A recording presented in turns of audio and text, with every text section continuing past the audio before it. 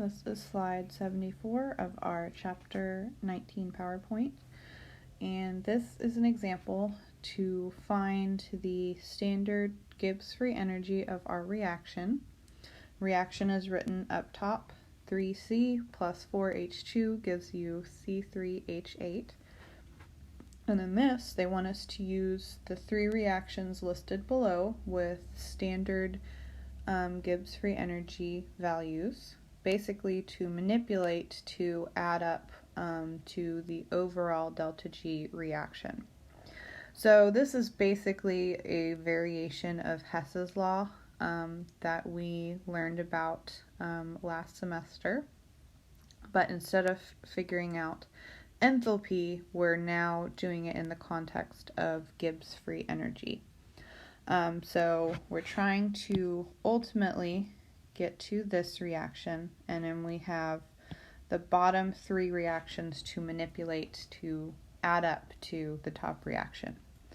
So remember, there are several different manipulations you can make.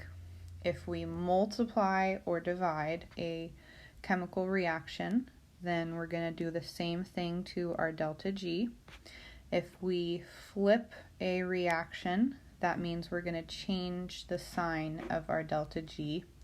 And ultimately at the end, we're going to add up all of the delta G values together to hopefully sum up to the top reaction. And if we do this correctly, all of the things that are not present in the top reaction should cancel out. So I'm going to start by looking at the first reaction, see what I have in common with the top reaction.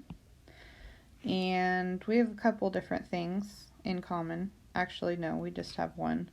This C3H8 propane is the same here as it is in our top reaction.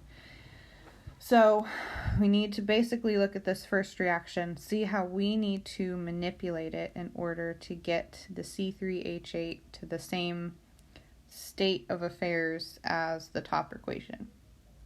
So it's got the same mole amounts, we don't need to multiply by anything, but in the bottom reaction it's a reactant, in the top reaction it's a product.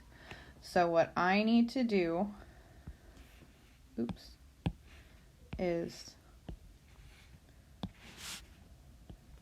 flip this, which means I'm changing my sign.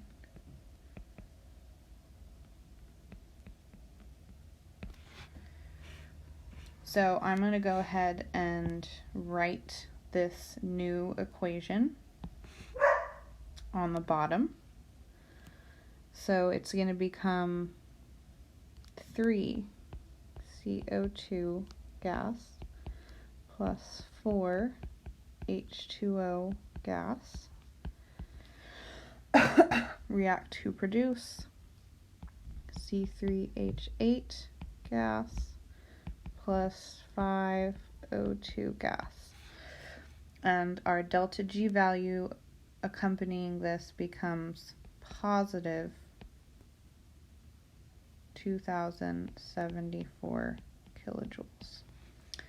All right, so next we're going to look at the second equation, see what we have in common with the top, and we should notice that we have carbon that's the same, but in the top reaction we have 3 carbons. So that means I'm going to need to multiply, I apologize. I'm going to need to multiply this bottom equation by 3 as well as its delta G value. So now I can rewrite it as 3C plus 3O2 gives you 3CO2.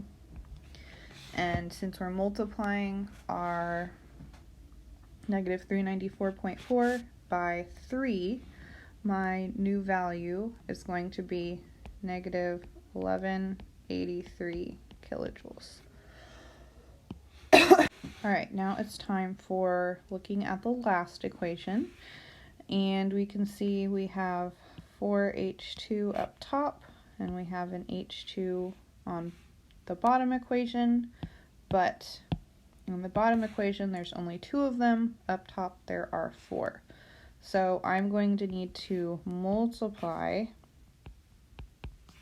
this bottom equation by 2, and therefore also multiply my delta G value.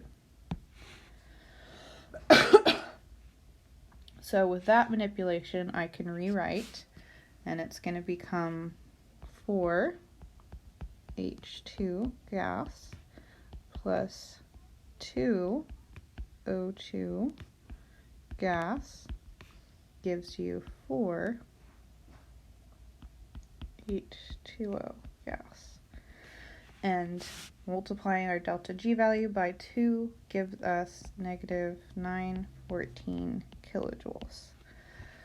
So now the last thing I need to do is add up these bottom 3, add up my delta G values. And when we're adding up our equations, we need to make sure that our values that are not included in the top equation cancel out. So if they're on opposite sides of the arrow, they cancel with one another. If they're on the same side, they add together. So here we have 3O2 as a reactant, 3O2 as a product, so those cancel. For oxygens, we have 3 plus 2 gives you 5 oxygens as reactants. If we look at our other side, we have 5 O2s as a product.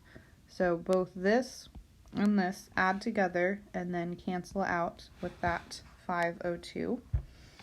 And then we have 4H2O on this side, 4H2O on that side. So those cancel out with one another. And the only 3 that I'm left with that don't cancel with anything are, let me get my correct highlighter colors here. This C3H8, 3C, and this 4H2. So our final reaction should state 3C plus 4H2 react to produce C3H8, and that matches up with this top one. And if we add all 3 of our delta G values together, we should get negative 23 kilojoules, and that is your final answer.